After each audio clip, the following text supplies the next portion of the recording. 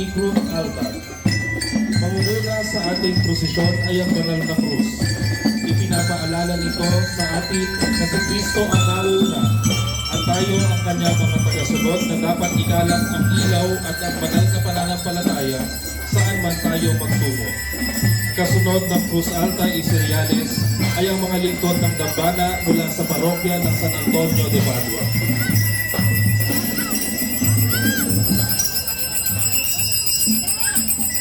Habang siya'y nakapako sa krus. Ito ay mula sa mga berso ni Juan na nakatayo sa tabi ng krus ni Jesus ang kanyang ina at ang kapatid nitong babae, si Maria na asawa ni Cleopas at si Maria Magdalena.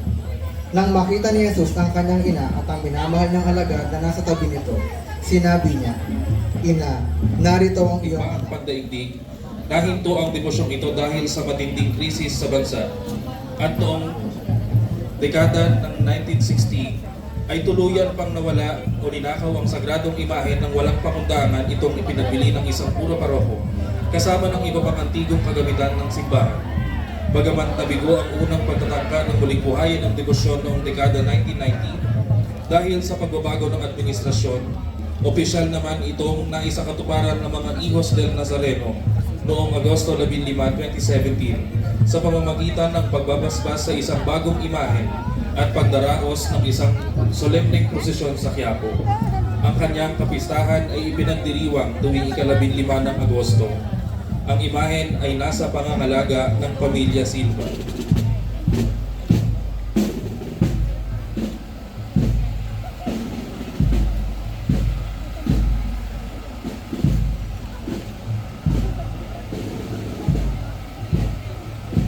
Sa mahal na birhen. Isang korona ng mga bulaklak at hindi mabilang na iba pa ng mga birhen ang nakapalibot sa larawan ni Maria. Ang buong representasyon ay pinangungunahan ng figura ng kordero na nagtagumpay sa kamatayan sa pamamagitan ng pagbibigay ng kanyang buhay. Ang Birheng Maria at lahat ng iba pang mga birhen. Maria Santissima del Rocío.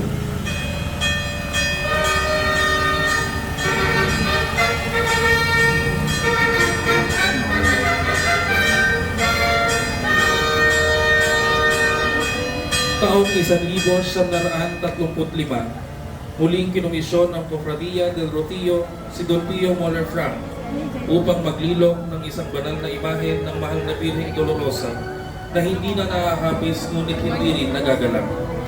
Tinawag itong Maria Santissima del Rocío, hamo sa titulo ng Nuestra Señora del Rocío sa Almonte, Espanya, at ipinagawa bilang kapalit ng naunang imaheng nawasak sa panununo at paglapastangan sa mga simbahan noong 1931. Ikalabindalawa ng Setyembre 2015 nang pagkalooban ang banal na imahe ng koronasyon kanonikal ng Lubhang Kagalang-galang Jesus Catalan, Obispo ng Malaga. Pinamahal siya ng mga taga-Malaga, lalo na sa Barrio de la Victoria, sa pamagat ng Novia de Malaga, na nagmula sa paghahandog ng isang babaeng bagong kasal ng kanyang damit pangkasal sa mahal na Birhen, dahilan upang maging tanyag ang kanyang ting kasuotan. Ang salitang Rocío ay mula sa pandiwang Kastilang Rociar na nangangahulugang magwisik at iniuugnay sa mahimalang pamamagitan ng mahal na Birheng Maria noong panahon ng tagtuyot sa Almonte. Ang hamog ay sagisag ng grasya ng Diyos na dumadaloy sa pamamagitan ng Ina ng Diyos, habang imahen mula sa Malaga ay nagpapakita kay Maria na bagamat nababalot ng hapis, ay puspos pa rin ang pag-asa sa muling pagkabuhay. Kasalukuyang nakadambana ang orihinal na imahen sa parokya ni San Lazaro sa Malaga, Espanya, at ipinagdiriwang ang kanyang kapistahan tuwing Lunes matapos ang dakilang kapistahan ng Pentecostes. Ang imaheng ito ay nasa pangangalaga ng pamilya Gimba mula sa lungsod ng Cavite. Maria Santissima del Rocío, Ipanalangin mo kami.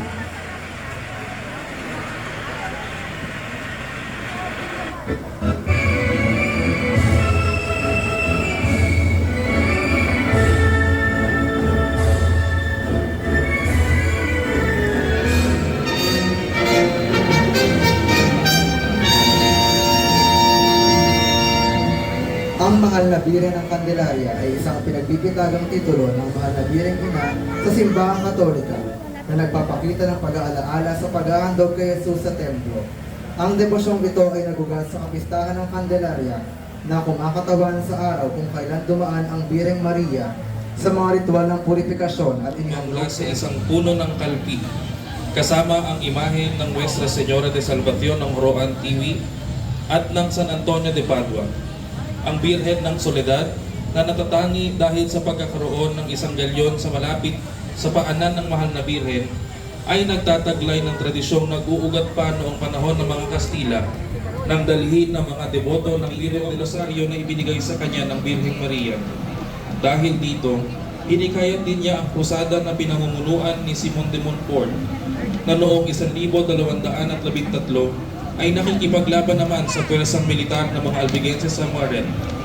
Nagwagi ang at ang Katolikong pastol na sina Lucia, Jacinta at Francisco. Naging tanyag ang aparisyon sa Fatima dahil sa mga elemento ng propesiya o ang pagpapahayag ng mga magaganap sa hinaharap.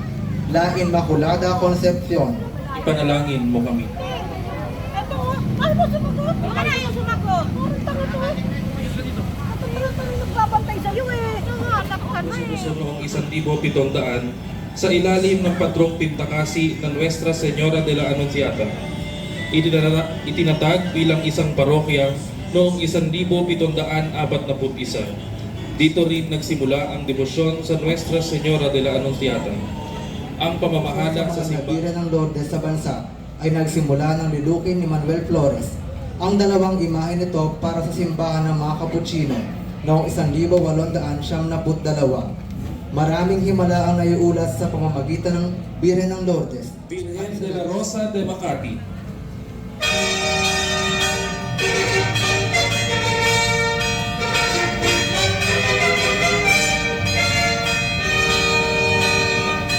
Ang imahen ng Birhen de la Rosa ay dinala sa Pilipinas mula sa bansang Mexico ni Padre Juan Delgado noong 10 ng Agosto, 1718 sa pamamagitan ng kalakalang galyon ng Manila, Acapulco, sakay ng galyong La Sacra Familia. Isa sa mga pinakatatanging katangian ng Birhen ng imahen ay ang espesyal na relikwaryo na matatagpuan sa dibdib nito na naglalaman ng isang napakahalagang relikya, isang tunay na hibla ng buhok na mahal na Birheng Maria noong siya ay nabubuhay pa sa lupa. Ang pahayag na ito ay pinatotohanan ng Jesuitang mananalaysay na si Padre Murillo sa kanyang Historia de la Provincia de Filipinas de la Compañía de Jesus na nagsasabing ang iyong pinakabanal na imahen ng Nuestra Señora de la Rosa ay mayroong isang napakahalagang kayamanan sa kanyang dibdib. Mas dakila kaysa sa mga yaman na mayroon ang Tarsis sa karangayaan nito o sa maialok na ortir mula sa mga pinakamahalagang metal nito. Ito ang hibla ng buhok mula sa kanyang pinakabanal na ulo, kung saan ang pagiging tunay nito ay binasa ko ng may malaking paghanga sa malawak na lupain ng Indies na aking nalalaman. Walang katulad na relikwaryo ang umiiral. Sa kasamaang palad, noong panahon ng Rebolusyong Pilipino, ang relikwaryo kasama ang mga kamay at ulo nito na gawa sa garing ng imahen ay ninakaw at ang kinaroroonan ng mga ito ay hindi pa rin batid hanggang sa kasalukuyan. Sa kabila ng pagkawala ng relikya at ang mga orihinal na bahagi ng imahen, pati na rin ang hamon na makasabay sa mabilis na pag-unlad ng lungsod, ang debosyon sa Birhen de la Rosa ay nananatiling isang buhay na pamana, lalo na sa pagtatanghal ng taunang Baile de los Arcos, ang katawagang ibinigay ni Don Alejandro Roses sa pagdiriwang ng kapistahan tuwing ika-3 araw ng Hunyo. Dahil sa kahalagahang pangkasaysayan, sa tala ng mga himala na iniuugnay sa Birhen de la Rosa at alinsunod sa ika-300 anibersaryo ng kanyang pagdating sa Pilipinas, ang Santo Papa Francisco sa pamamagitan ng kongregasyon para sa banal na pagsamba at disiplina ng mga sakramento ay nagawad ng koronasyong pontifikal sa mapaghimalang patrona ng Makati sa bisan ng dekreto na inilabas noong ika-28 ng Oktubre 2018. Ang koronasyon ay naganap noong ika-16 na araw ng Marso taong 2011. Ang pamahalaang lungsod ng Makati ay nagpatupad ng ordinansa ng lungsod bilang 2023-215 na nagpoproklama sa Virgen de la Rosa bilang isang pamanang pangkultura at patrona ng lungsod ng Makati noong taong 2023. Ang imaheng ito ay nasa pangangalaga ni Ginoong Del Albert Bote. Virgen de la Rosa de Makati, Panalangin mo.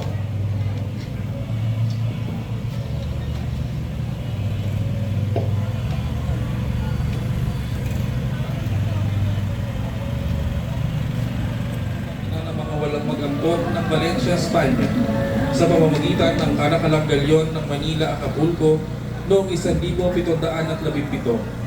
kasabay ng replika ng Santo Cristo de Burgos ng Sariaya, Quezon.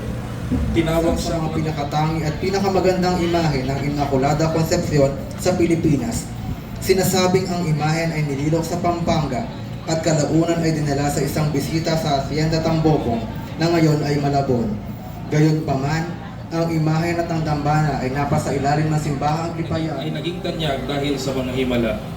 Noong 18 siglo, dinala ng mga Agustino ang devosyong ito sa Upon, ngayon ay lungsod ng Lapu-Lapu, sa pamumuno ni Padre Francisco Aballe, na nagpakita ng Ang makasaysayang imahe ng Birhen ng Antipolo ay dinala rito sa Pilipinas ng Gobernador General Juan Niño de Tabora noong 18 ng Hunyo, taong 1626 mula sa bansang pagitan ng mga pagsisikap ng isang paring Dominikano na si Padre Miguel de Covarrubias, na isang masugid na deboto ng Birhen ng Peña de Francia ng Salamanca, Spain. Ang imahen ay ibinatay sa pinta ng mahal na Birhen ng Peña Francia. 13, ang bagong Espanyol na Gobernador General na si Don Luis Perez Dasmariñas ay nag-atas ng rebulto ng Birhen ng Santo Rosario para sa pampublikong pamimintuho bilang pag-alala sa kanyang namatay na ama. Sa ilalim ng direksyon ng Kapitan naging pari na si Don Hernando de los Rios Coronel.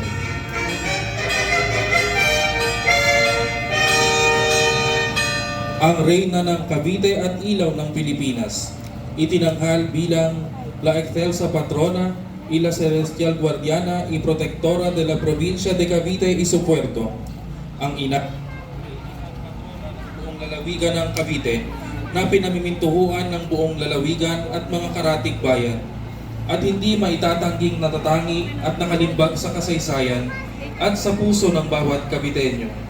Ang pinakamatandang nananatiling larawan ng mahal na Birhen sa bansang Pilipinas, mahimalang nagpakita at natagpuan sa Portabaga, sa baybayin ng Kanyakaw sa Cavite Puerto noong 1667. Itinambana sa ermita ng Portabaga noong 1672. Kinoronahan ng lubhang kagalang-galang Gabriele Giordano Caxia noong 18 ng Oktubre taong 2018. Itinanghal bilang pambansang yamang pangkalinangan ng Pilipinas noong 24 ng Nobyembre taong 2018, at simula noon hanggang ngayon kinilala at kinikilala bilang tunay at nag-iisang reyna ng Cavite. Ang larawang ito ng mahal na Birhen ay nasa pangangalaga ni Ginoong Jason Suetos at pamilya. Mahal na Birhen ng Soledad ng Portabaga, Ilaw ng Pilipinas, ipanalangin mo kami. Viva la Virgen! Viva la Reina de Cavite! Viva la Luz de Pilipinas! Palakpakan po natin ang ating minamahal na Reyna at Patrona.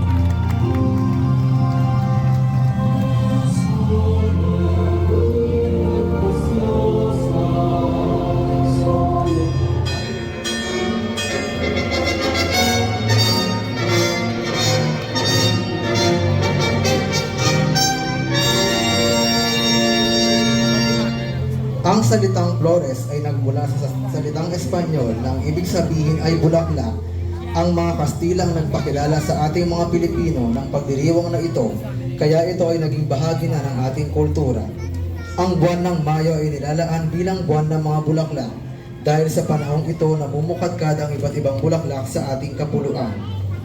Ang pagdiriwang na ito, batay sa kasaysayan, ay nagsimula pagkatapos ng proklamasyon ng dogma ng Immaculada Concepcion ng Simbahang Katolika noong 1854 Ang debosyong ito ay tuluyang lumaganap at formal na inilathala sa wikang Tagalog noong taong 1867 ni Monsignor Mariano B. Sevilla, isang pari na mula sa Bulacan, Bulacan. Ang pag-aalay ng mga bulaklak kay Maria ay tinatawag na Flores de Maria bilang pagpaparangal sa mahal na Birhen. Ang debosyong ito para sa mahal na Birheng Maria ay patuloy pa rin isinasagawa hanggang sa ngayon sa iba't ibang panig ng ating bansa. Ang liturhiya ng Flores de Mayo at mga gawaing kaugnay nito ay isinasagawa at pinagdiriwang sa buong buwan ng Mayo na laganap sa mga parokya. Kabilang sa mga gawaing ito ay ang pagdiriwang ng banal na misa, pag-aalay ng mga bulaklak, pagdarasal ng banal na rosaryo, at pag-awit ng mga awiting pangsimbahan sa karangalan ng mahal na Birheng Maria sa ilalim ng sagisag na Nuestra Señora de las Flores. Ang imahen ay ang kinikilalang imahen ng mahal na Birhen sa titulong ito na siyang inilalabas sa ating parokya na nasa pangangalaga ni Ginang Olivia Camanyag at pamilya. Nuestra Señora de las Flores. Ipanalangin mo kami. Viva la Virgen! Viva la Virgen de las Flores! Palakpakan po natin ang mahal na Birheng Maria.